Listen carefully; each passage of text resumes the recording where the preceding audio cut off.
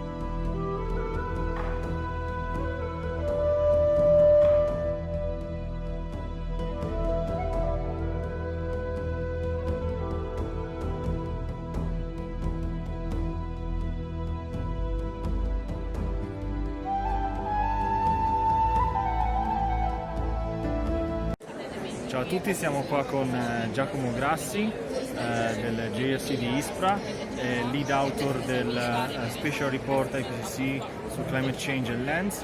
Allora Giacomo, dici due parole sul report, insomma cosa vi aspettate che dal report si evinca e sia trasmesso ai policy maker?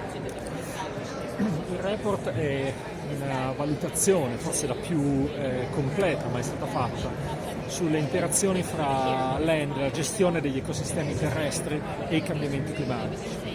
Il messaggio chiave è che gli ecosistemi terrestri, l'agricoltura e le foreste sono già molto sotto pressione per l'azione antropica, con fenomeni come l'agricoltura intensiva e la deforestazione che non accenna a diminuire. I cambiamenti climatici si aggiungono a questa pressione e possono portare anche al collasso di alcuni tipi di ecosistemi. Io mi occupo in particolare di foreste. Le foreste sono un elemento fondamentale per sostenere la nostra vita.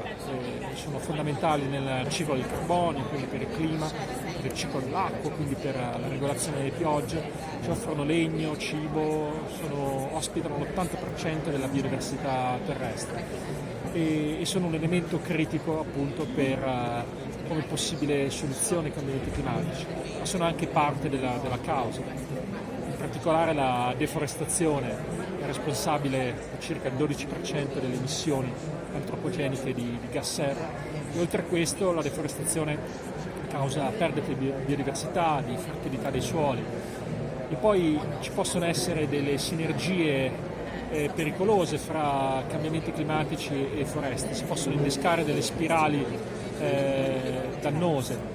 Più deforestazione significa meno traspirazione di acqua, quindi meno umidità nell'atmosfera, meno pioggia. Questo può portare a una maggiore frequenza di incendi che a loro volta portano a meno piante. E alcuni studi sostengono che con questo ritmo di deforestazione in Amazzonia l'intero ecosistema amazzonico è a rischio, può iniziare ad assomigliare più a una savana nel giro di pochi decenni. Le foreste possono essere anche parte della soluzione perché assorbono circa un terzo delle emissioni del CO2 che emettiamo nell'atmosfera ogni anno. Quindi è una priorità assoluta, questo ribadito in vari rapporti del IPCC e anche negli accordi di Parigi, una priorità assoluta non solo ridurre la deforestazione con urgenza, ma anche cercare di mantenere, di conservare e aumentare la capacità delle foreste di assorbire carbonio a tutte le latitudini. Questo si può fare riforestando, soprattutto le aree che sono state deforestate in precedenza, e gestendo al meglio le foreste, anche alle nostre latitudini, anche in Europa e in Italia, e utilizzando anche al meglio i prodotti legnosi che ci offre la foresta, sia per sostituire altre fonti di energia più inquinante o sostituendo i materiali, per esempio costruendo più utilizzando il legno. Okay. Grazie mille e appunto, speriamo che appunto nelle prossime negoziazioni i report siano considerati, ci sia anche un'introduzione del tema della mitigazione attraverso le natural based solution, sia nei meccanismi finanziari dell'articolo 6, insomma incrociamo le dita per queste negoziazioni. Grazie mille Giacomo.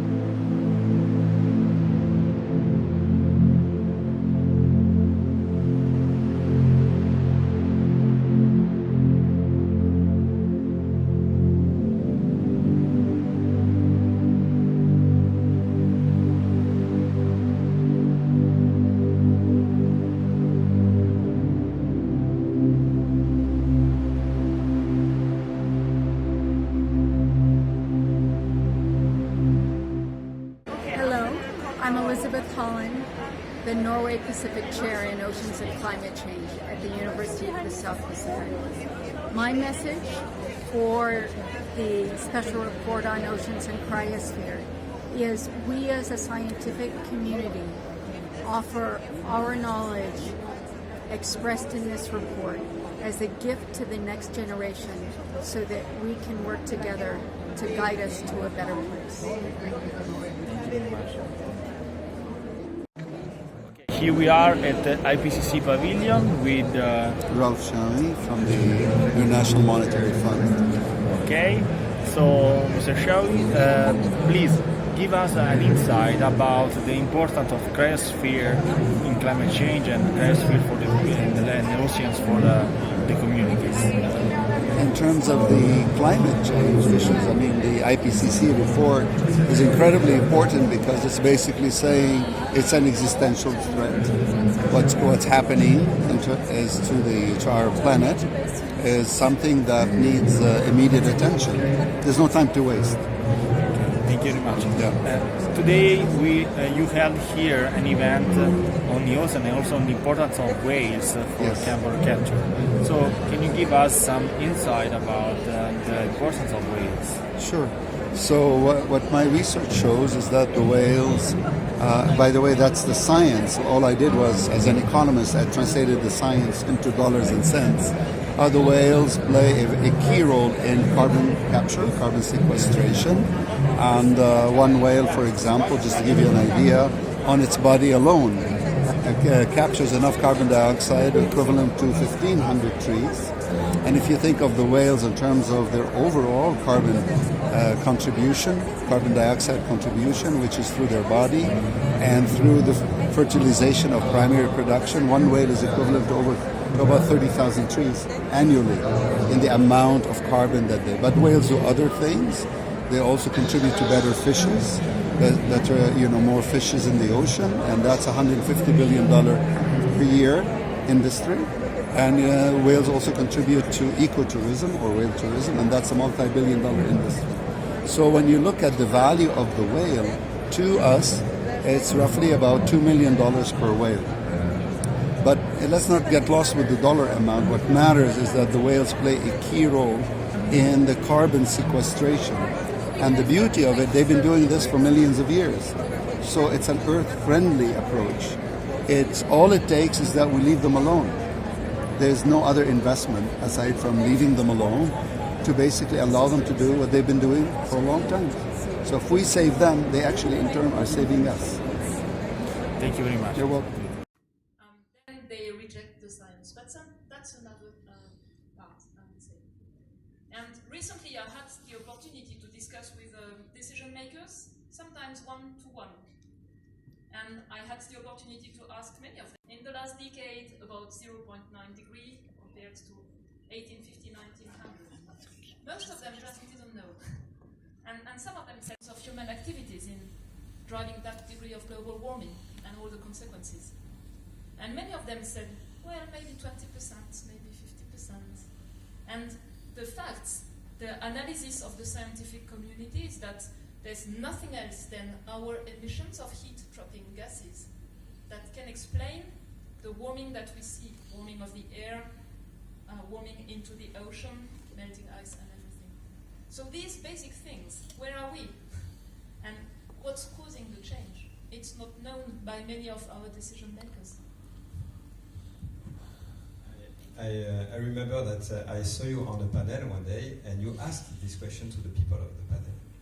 And what shocked me is you could have chosen a more complicated question. Yes. And that question is so basic and they did not understand it. I mean, they did not answer it properly. It's really amazing. One knew, it was the former head of CNRS, a French scientific agency, which is reassuring. But even heads of universities, they didn't know. So this shows the gap between the knowledge that we have, the knowledge that we put in these IPCC reports, and we have the best scientists around the world who, assess the state of knowledge. They look at all the scientific literature, the evidence, and they report key findings. But basic facts like that, they are not known enough. So it's a matter of, I think, education, training. It's a matter sometimes of being curious. And also it's a matter of media, and maybe it's also part of the responsibility is also on scientists like me. Sometimes we overestimate what people know, so we tend to communicate our latest findings, the nuances, the most subtle things, and we fail to basically repeat things that have been known for decades. So there are many responsibilities there, but action needs to be taken now, I think, so that we globally raise the level of understanding. And the last IPCC reports that assess the scientific literature, the one on land, which is important because it's our food, and the one on the ocean and cryosphere, it's important because it's where many people live, including on the coast. Both of them, they stress the importance of education. And education is important because it gives you keys to understand the world. It's stressing the importance of enhancing what is called climate literacy. So like you learn how to read and count, and you need to know basic things about climate change. So climate literacy is also related to the ocean. And that's why education is important, because all of you see plastic pollution in the oceans, for instance. It's visible. But the way we alter the ocean, the profound way in which we alter the ocean is not visible. It's through the effect of the heat-trapping gases, and most of the heat that's accumulated on Earth goes in the ocean. And it makes climate change irreversible. Many people just don't know that. They believe that it's like we have a thermostat. So by adding greenhouse gases, we warm the planet, and they think we can go back. It's wrong. We cannot. We cannot, because the extra heat is in the ocean. It will stay for around 1,000 years. That's the time the ocean waters take to mix. And during this long time, more heat will be provided back to the atmosphere. So basic things like that, we need them to be explained and understood. But knowing is not enough. It's an important condition, an important enabler, but it's not enough. And given the scale of the climate challenges, some of the trends that we already see will continue. Okay? There will be more heat waves, there will be more drought in some regions, more heavy rainfall events, sea level is going to continue to rise, glaciers will shrink in the next decades, the ocean and ecosystems will continue to change. So we need to be ready for that. So education is not just understanding, it's also understanding how we can address risks so that we can limit these risks. And there are choices that we can make now that can reduce future risks. And they are really important. What we buy, where we live, how we feed ourselves, but also collective choices in terms of development, more broadly. So that's something really important to understand and to experiment as well. So that's a key aspect of action. And the other aspect, of course, is to enable everyone to live with dignity on Earth, everywhere, but at the same time reduce emissions, and emissions of the heat-trapping gases. So there are things you need to learn for that. You need to learn what emits greenhouse gases most in your own context, so that you understand this responsibility chain. And it's like what happens in the ocean. We alter the ocean by heat, we alter the ocean by the uptake of carbon dioxide, acidification. It's invisible. In your everyday life, you don't see the greenhouse gas emissions. So you need to have education to understand what's causing that, the link with deforestation, the link with different practices in agriculture, the link with different types of food, the link with how you transport yourself, the link with how you heat your house or cool your house, depending on where you live. So you also need that to be part of climate literacy. Not just how the climate system works, but how we interact with it.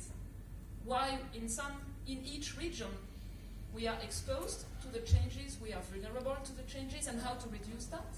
But also how much we contribute, what's the historical responsibility, and how we can do in other ways to serve basic human needs. So all of that is in fact part of climate literacy. But it's not enough to take action. And there's a lot of knowledge that shows that the most informed people change nothing in what they do. good example is scientists. You know, scientists, for instance, who work on climate change, takes the plane all the time to go to meetings. They have a huge carbon footprint. So it's a direct demonstration that sometimes you know that you don't change things. So one thing that matters is literacy, understanding the complexity of the challenges, and the other thing is collective engagement. So that thinking of climate change and trying to experiment climate action is part of the curriculum. You can learn that in a classroom, you can do this in your company, you can do this in universities, in other contexts with friends or within your community. And these are the two pillars, in fact. One is understanding and literacy, and the second one is exchanging, learning from each other.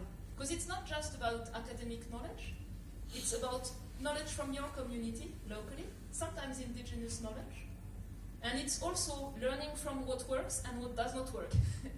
And so you need to experiment, see what works, what does not work, learn from that, and then experiment again.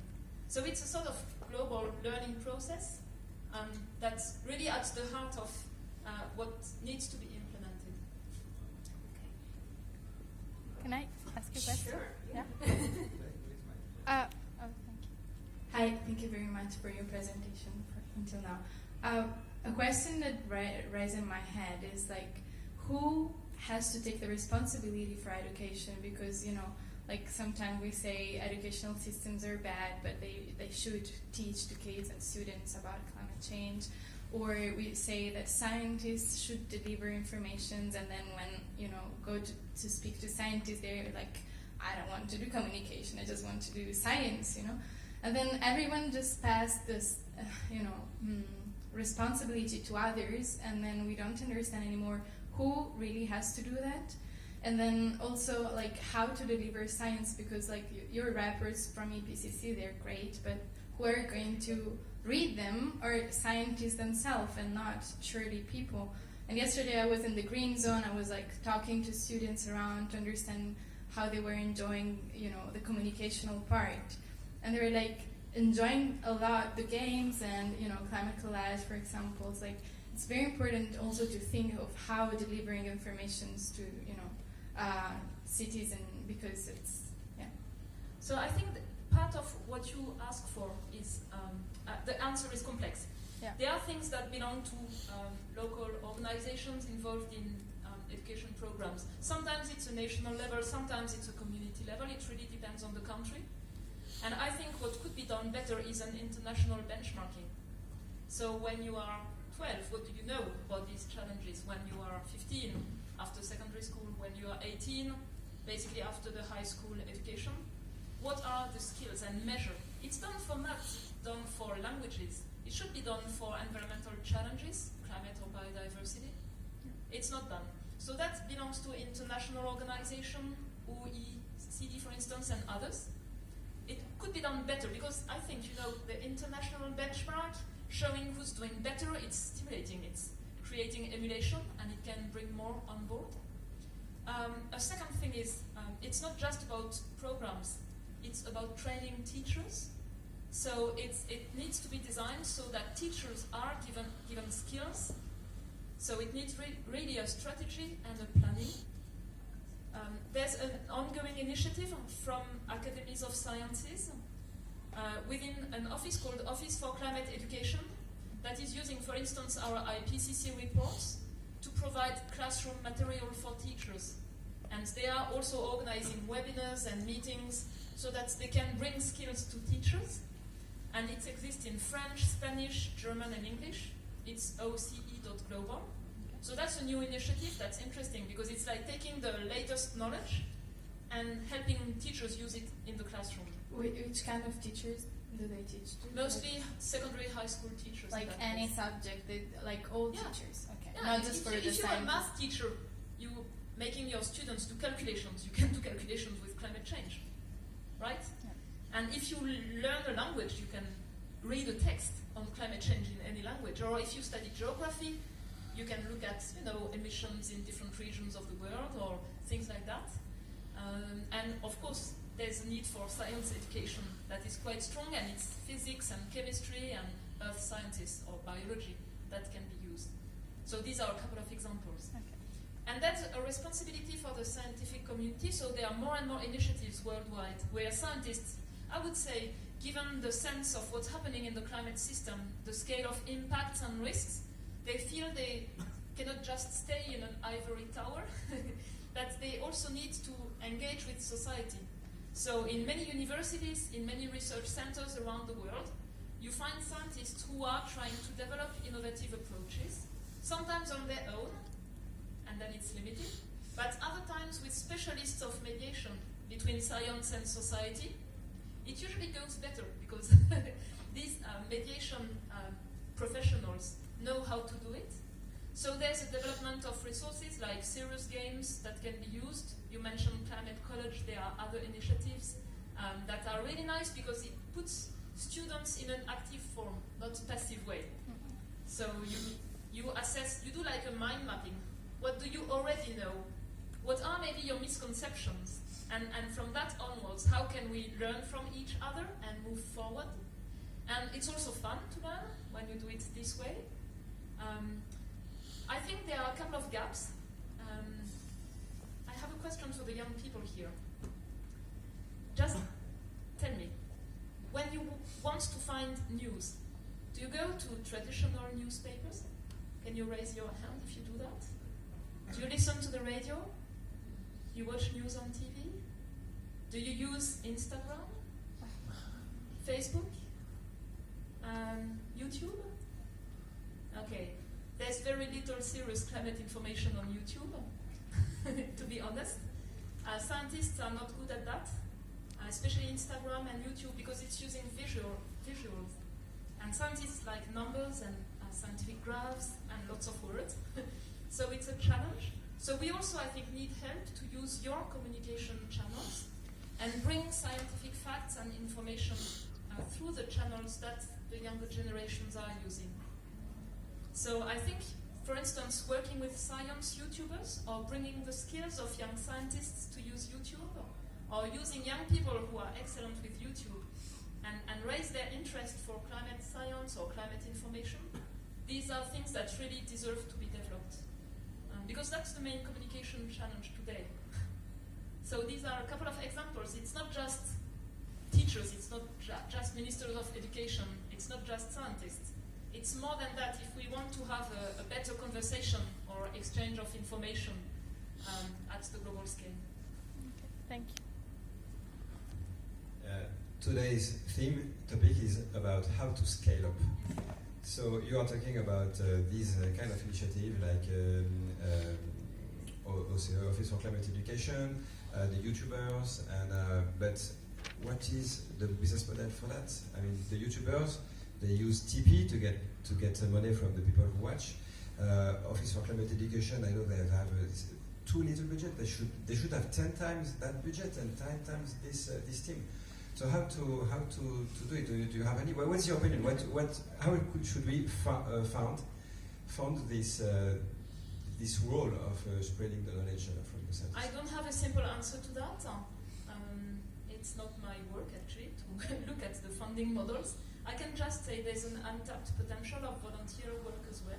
And just to give you an example, when we prepare the IPCC report, it's all based on volunteer work. The scientists who do these reports, they are not paid. They do that on top of their research and teaching duties. And it's a huge amount of work, actually. So there's a potential also to have models where you have coordinators that are funded through whatever system you can find, public or philanthropic, for instance, so that you avoid perception of being biased if it's linked to companies. And then you can also maybe mobilize based on cooperation mechanisms, other people who have an interest and then get involved into a participatory approach. So this is also developing for science, where we have more and more participatory science projects where people can join scientists in working with their communities on some observational aspects or other things. So we could use this type of approach as well. But it needs, for scientists to be on board, it just needs to be really serious. Sure. That's a key thing, because they are very worried about their reputation. So the key thing is being very rigorous in the quality of the information that's provided. Any question? Can you, just getting back to basics, can you explain what your job is working for Working Group 1 at IPCC? So I'm still a climate scientist in France, near Paris. My employer is the same, it's a research organization. But they accept that I spend most of my time to supervise the preparation of reports. So I was nominated by the French government. I was elected by all governments to be the co-chair of the Working Group 1, together with my Chinese colleague, Pan Ojai, from Beijing. And our role is to supervise the preparation of reports. So the themes of the reports are agreed at the very beginning by governments, because they turn to us to have the best scientific information on topics they care for. And then we do a brainstorming during about a week on what will be the structure of the report with participants from around the world. And then based on keywords, we launch a call for authors. And then we have nominations. We select the authors of the reports. So we want the best experts of the topic, so we search for their publications and their expertise, basically. But then we are very careful to have diverse groups, because the experience shows that when a group is more diverse, you better use collective intelligence. So we pay attention to having newcomers, not just the same old guys. Renewal is important. 2/3 of authors are new for each report. We pay attention to gender to make sure we have a correct representation of women and men, especially relative to the scientific communities. And then we also pay attention to the regional balance, because we need to provide information relevant for all regions of the world. So we pay attention to these aspects. And then what the authors do, they assess the scientific literature. It's a lot of work. So they read the papers, they check for what's there, the facts, the evidence, and then they report their findings, what's robust, what resists to the critical examination of many brains, what's emerging, new science that's really important, but is emerging. Then they look at scientific controversies when they are, and also the limits and the knowledge gaps.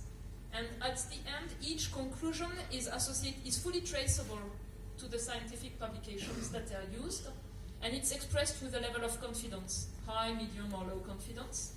And the numbers that are provided are often associated with a range of confidence as well.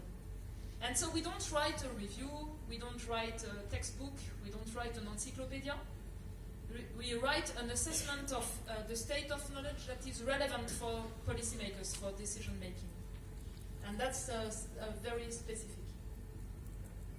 So my part is mostly about how the climate system works, what has changed, why, how is it going to change, what are the plausible futures at the global scale, at the regional scale, depending on emissions or land use or aerosol changes. And this information goes together with another information on impact, vulnerability and risks and adaptation. That's Working Group 2. And another type of information on how to build sustainable development, reduce emissions, and that's mitigation, and that's the work of Working Group 3. So that's how we are organized, and we work both in parallel and together, so that at the end we provide a synthesis over all these themes.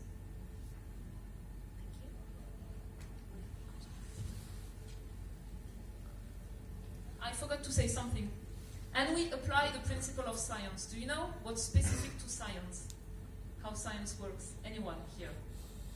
The core principle in the young people. What's the difference between science and anything else? Aha. It's called peer review. Peer review means when a scientist has a result, he or she writes a paper describing the method and the results. And this is reviewed by other scientists. We don't know more than each other. But with a critical mind, you can see if the methodology is correct or incorrect, if the conclusions are supported by the evidence or not. And that's the difference between any scientific piece of work and anything else. It's the peer review process, transparent and rigorous. So we apply that as well. So our reports are reviewed 2 times for each part. Thank you very much. much for the presentation, and my question was properly on the way on how do you work collaboratively with other scientists all over the world. So the authors of the reports, they are small teams, 10 to 20 authors for a given chapter on a broad range of topics. So they sometimes they ask for others to help to have complementary expertise. These are called contributing authors. And then they read and read and read and read. And they write a first draft. And that draft goes under review by hundreds of other scientists. And these other scientists bring to them papers they didn't work, they didn't know, or challenge their findings and say, well, you write that, but it's not supported by the papers you quote here. Or they nuance the conclusions. And altogether, this process that happens twice is a very stimulating intellectual exchange between the team of authors and the whole scientific community, and that is what helps our reports to be exhaustive and rigorous and robust. It's really the multiple minds of many scientists around the world who always, scientists, what they like best is to challenge each other. So we build on that, and that's what really the strength of that process. A question about citizen decision.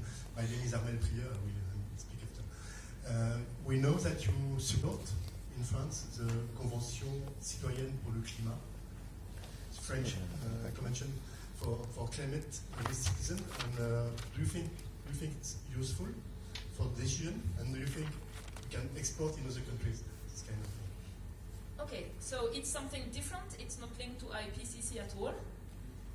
And it's even not linked to climate science, so it's a personal opinion, and I'm always careful to explain how I speak. So, how we respond to climate change is unprecedented. It's really a major challenge. And we have seen in the past difficulties, because the hardest part is not to think of transitions. We need to phase out fossil fuels, we need to change the way we produce food and other things. We know what needs to be done. The key question is how to do it so that it's fair. How to do it so that the burden is shared and it's not disproportionately placed, for instance, on the poorest. So it's really a core question, how to build a just transition. And so initiatives that have emerged in some places, sometimes in cities, where there have been democratic discussions on what changes to be done and how to do them, they are now taking place in some countries with citizen panels.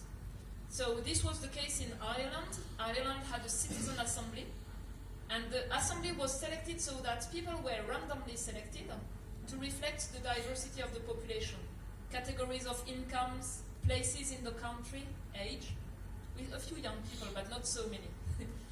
And it was really interesting because it showed the motivation to act and also recommendations that the parliament was not willing to do at that time in Ireland. So France has done the same with the citizen assembly. They are working at the moment. And I'm really interested to see the outcome because it reflects the diversity of society. And normal citizens, they invite experts, they listen, they discuss, they exchange. So they are experimenting a social learning process by themselves. And I'm really curious to see what will be their suggestions for action, because our government said they would be followed. So it will be really interesting to see the outcome of a perspective of normal citizens on how to do it better. Just getting back to what you just said, you mentioned that you were being very careful on whether you're talking as Valerie Masson Delmotte, IPCC Co-Chair of Working Group 1, and yourself as a citizen, as a person.